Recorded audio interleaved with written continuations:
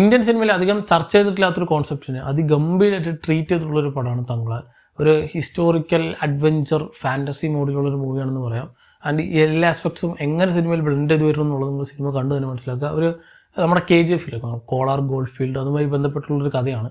So എന്താണ് ഏതാണെന്ന് ഞാൻ അല്ലെങ്കിൽ കഥയെപ്പറ്റി ഞാനൊന്നും പറയുന്നില്ല. കഥ കുറച്ചൊക്കെ വേണമെങ്കിൽ ക്ലീഷേഡോ അല്ലെങ്കിൽ കുറച്ചൊക്കെ പ്രഡിക്റ്റബിൾ ആയിട്ട് പല സമയത്ത് നിങ്ങൾക്ക് തോന്നിയേക്കാം. പക്ഷെ അതിൻ്റെ എക്സിക്യൂഷൻ അത് എങ്ങനെ ട്രീറ്റ് ചെയ്തിരിക്കുന്നു, എങ്ങനെ എടുത്തിരിക്കുന്നു എന്നുള്ളതാണ് ഈ സിനിമ ഒരു എക്സെപ്ഷണൽ കാറ്റഗറിയിലേക്ക് എനിക്ക് പേഴ്സണലി തോന്നിയത്. ആൻഡ് ഈ സിനിമയിലെ ഇപ്പോൾ പാരഞ്ജിത്തിൻ്റെ ഡയറക്ഷൻ, വിക്രത്തിൻ്റെ ആക്ടിങ്, ബാക്കിയുള്ള മേക്കിംഗ് എല്ലാ ഡിപ്പാർട്ട്മെൻറ്റിലും ഉപരി ഈ സിനിമ പറയുമ്പോൾ അല്ലെങ്കിൽ സിനിമയെ പറ്റി എന്ത് പറയുമ്പോൾ എനിക്ക് പെട്ടെന്ന് ഓർമ്മ വരിക ഇതിൽ മ്യൂസിക്കാണ്. കിഡിലെന്ന് പറഞ്ഞാൽ ഒരു രക്ഷയില്ലാത്ത BGM. ഈ GV പ്രകാശിന് അഭിനയിക്കുന്നതിൽ നല്ലത് ഇങ്ങനത്തെ വരിയൊക്കെ അറിയുന്ന പണി ചെയ്യുന്നതാണ്. സോ അത് അത്ര ഫ്ലോപ്പ് എന്നല്ല, അതൊക്കെ അതൊരു മോഡിൽ കൂടെ വേറെ രീതിക്ക് പോകുന്നുണ്ട്. പക്ഷേ ഇദ്ദേഹത്തിൻ്റെ മ്യൂസിക് ഈ സിനിമയ്ക്ക് കൊടുത്തിട്ടുള്ള ഇൻപുട്ട് എന്ന് പറഞ്ഞാൽ ചെറുതൊന്നുമല്ല. ഈ സിനിമയുടെ ഓവറോൾ ടോണ് തന്നെ മാറ്റുന്നത് ഇതിലെ മ്യൂസിക്കാണ്. ഒരുപക്ഷെ അനിരുദ്ധോ അല്ലെങ്കിൽ റഹ്മാനോ ചെയ്ത് തന്നെ ഈ ഒരു സിനിമയുടെ ഒരു പാറ്റേൺ മുഴുവനായിട്ട് മാറിപ്പോവും. ആ മ്യൂസിക് കംപ്ലീറ്റ്ലി സിനിമയെ മുഴുവനായിട്ട് ചേഞ്ച് ചെയ്തിട്ടുണ്ടാവും. അത് വേറെ രീതിയിലേക്കായിരിക്കും പോയിട്ടുണ്ടാവും. പക്ഷേ ഇദ്ദേഹത്തിൻ്റെ മ്യൂസിക് ഇതിൽ പ്രോപ്പറായിട്ട് ബ്ലെൻഡ് ആവുന്നുണ്ട്. പ്രത്യേകിച്ച് ആക്ഷൻ സീക്വൻസുകളും ഒരു ഡ്രംസ് വെച്ചിട്ടുള്ള സാധനമുണ്ട്. പല ഭയങ്കര ഇൻറ്റൻസ് ആയിട്ടുള്ള സിറ്റുവേഷനിൽ കൊടുക്കുന്ന സാധനങ്ങളൊക്കെ കിടിലം, ഒരു രക്ഷയില്ലാത്ത സാധനങ്ങൾ. അതുകൊണ്ട് തന്നെ ഈ സിനിമയുടെ ബാക്ക്ഗ്രൗണ്ട് മ്യൂസിക് ഒരു രക്ഷയില്ലാത്തതാണ്. ഒരു വേറെ ലെവലിലേക്ക് സിനിമയെ കൊണ്ടുപോകുന്നത് ഇതിൻ്റെ BGM തന്നെയാണ്. അപ്പാർട്ട് ഫ്രം ദാറ്റ് ഇദ്ദേഹത്തിൻ്റെ ഡയറക്ഷൻ, ഇദ്ദേഹത്തിൻ്റെ തൊട്ട് മുമ്പ് ഇറങ്ങിയ സിനിമകൾ വെച്ച് നോക്കുമ്പോൾ ഇപ്പോൾ സാർപ്പട്ട് പറയും അല്ലെങ്കിൽ മദ്രാസൊക്കെയാണ് എനിക്ക് ഇദ്ദേഹത്തിൻ്റെ ആ ഒരു ഫിലിമോഗ്രഫിയിൽ ഏറ്റവും ഇഷ്ടമുള്ള സിനിമകൾ. ബാക്കി കപാലും കാലുമൊന്നും എനിക്ക് വലിയ അങ്ങനെ പറ്റിയിട്ടുള്ള സിനിമകളൊന്നുമല്ല. സോ ആ റാങ്കിങ് ചെയ്യുകയാണെങ്കിൽ ഞാൻ സാർപ്പട്ട പറമ്പറി, പിന്നെ മദ്രാസ്, പിന്നെ ഈ പടമാണ് ഇദ്ദേഹത്തിൻ്റെ ഫിലിമോഗ്രഫിയിൽ എനിക്ക് ഏറ്റവും ഇഷ്ടപ്പെട്ട സിനിമകളെന്ന് പറയാം. അല്ല കിഡിലായിട്ട് ചെയ്തിട്ടുണ്ട്. സ്ട്രക്ചറിങ് അടിപൊളിയാണ്, ഇതിൻ്റെ എഡിറ്റിംഗ് അടിപൊളിയാണ്. ഒരു പൊടിക്ക് അങ്ങോട്ടൊന്നും മാറിപ്പോയിട്ടുണ്ടായിരുന്നെങ്കിൽ ബാക്കി ഇപ്പോൾ സാർപ്പട്ടയ്ക്ക് ഒരു 3 മണിക്കൂർ ലെങ്ത്തോളം പടമാണ്. പക്ഷെ അതിനുള്ളത് അതിലുണ്ടായിരുന്നു. പക്ഷേ ഈ സിനിമയിലൊക്കെ കുറച്ചൊന്നും താഴോട്ടൊന്നും മേലേക്ക് ആക്കിയിട്ടുണ്ടെങ്കിൽ അല്ലെങ്കിൽ റൺ ടൈം അങ്ങോട്ടും ഇങ്ങോട്ടും ഒന്ന് ഷിഫ്റ്റ് ചെയ്തിട്ടുണ്ടെങ്കിൽ സിനിമയുടെ മൊത്തത്തിൽ ടോൺ മാറിയിട്ടുണ്ടാവും. ചിലപ്പോൾ ഭയങ്കര ലാഗ് അടിക്കും, ഭയങ്കര ബോറടിക്കും. പക്ഷെ ഇതിൽ അങ്ങനെ ഒന്നുമില്ല. എന്താണ് സിനിമയുടെ ആവശ്യം, ഈ സിനിമയുടെ കഥയ്ക്ക് ആവശ്യം, നമുക്ക് ആവശ്യം, അത് മാത്രമേ ഉള്ളൂ. ഒരു സെക്കൻഡ് പോലും അതുകൊണ്ട് ഈ സിനിമയിൽ വേസ്റ്റ് ആയിട്ട് എനിക്ക് തോന്നില്ല. ഒരുപക്ഷെ ചിലവർക്കൊക്കെ വേണമെങ്കിൽ സെക്കൻഡ് ഹാഫൊക്കെ എത്തുമ്പോൾ കുറച്ചൊന്നും അവിടെ ഇവിടെയൊക്കെ ഡ്രോപ്പ് ഡൗൺ ആയിട്ടൊന്നും പോലെ തോന്നും. പക്ഷെ അതിലും പ്രോപ്പറായിട്ട് പറയേണ്ട പൊളിറ്റിക്സ് അവിടെ ഇവിടെയൊക്കെ ആയിട്ട് പറഞ്ഞു പോകുന്നൊരു സിനിമയിൽ. സോ ഓവറോൾ ഒരു സിനിമയുടെ ഒരു എൻറ്റയറിറ്റിയിൽ വെച്ച് നോക്കുമ്പോൾ കിഡിലൻ ഡയറക്ഷൻ ആൻഡ് മേക്കിങ്ങിൽ ഒരുപാട് ഗംഭീര സാധനങ്ങൾ ചെയ്തിട്ടുണ്ട്.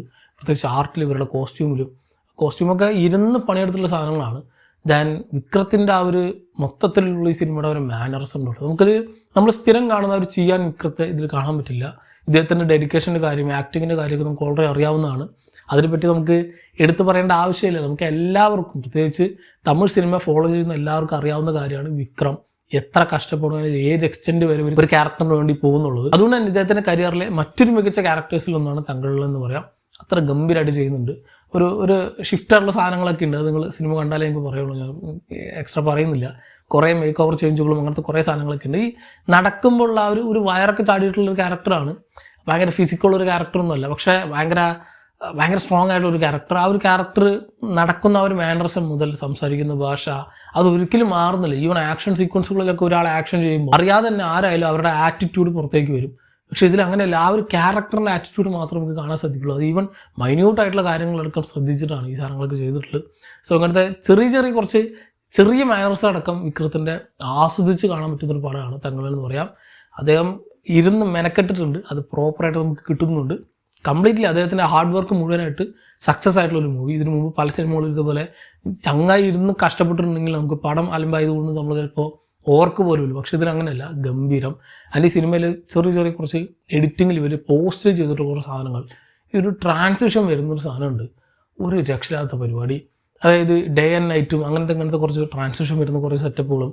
ദെൻ ഈ മാളവികയുടെ ഒരു ക്യാരക്ടർ ഒരു ഗ്ലിച്ച് പോലെ വരുന്നൊരു സാധനമുണ്ട്. അത് ഭയങ്കര ട്രാൻസ്പെറൻ്റ് ആണ്. അതൊക്കെ ഇവർ എങ്ങനെ ചെയ്താവും. ഒരു റിയൽ ടൈം ഫുട്ടേജിൻ്റെ ഒപ്പം വേറൊരു ക്യാരക്ടർ അവിടെ ഉണ്ട്, ഒരു ഹോളോഗ്രാം പോലെ.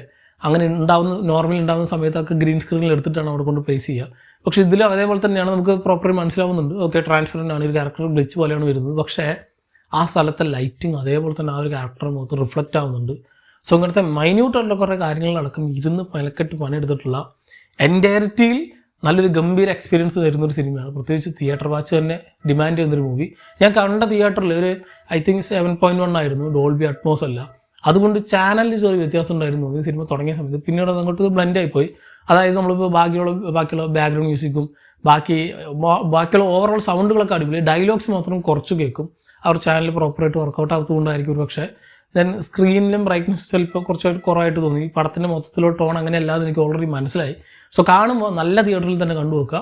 4K പ്രൊജക്ഷനുള്ള ഡോൾബി അറ്റ്മോസ് ഉള്ള തിയേറ്ററിൽ തന്നെ കാണാൻ ശ്രമിക്കുക. സോ അതുകൊണ്ട് തന്നെ തീർച്ചയായിട്ടും ഒരു തിയേറ്റർ വാച്ച് ഡിമാൻഡ് ചെയ്യുന്നൊരു മൂവി തന്നെയാണ്. ഒരു ഗംഭീര പടം തന്നെയാണ്. നിങ്ങളിപ്പോൾ അതിന് പലതരത്തിലുള്ള അഭിപ്രായങ്ങൾ ഒരുപക്ഷെ കേട്ടേക്കാം. ഇതിന് ഫസ്റ്റ് ഹാഫ് ഇങ്ങനെ, സെക്കൻഡ് ഹാഫ് ഇങ്ങനെ, അവിടെ ഇവിടെയൊക്കെ ലാഗ് പോകുന്നുണ്ടോ, അല്ലെങ്കിൽ ഈ ഒരു സെറ്റപ്പിലുള്ള സാധനങ്ങളെന്നൊക്കെ. പക്ഷേ അധികം നമ്മൾ കാണാത്ത രീതിയിലുള്ള ഒരു പുതിയ ട്രീറ്റ്മെൻ്റ് ആണ്. ഇങ്ങനത്തെ സാധനങ്ങൾ നമ്മളധികം പ്രത്യേകിച്ച് തമിഴ് സിനിമയിൽ നിന്നോ ഇന്ത്യൻ സിനിമയിൽ നിന്നോ എന്നുള്ളത് കാണാറില്ല.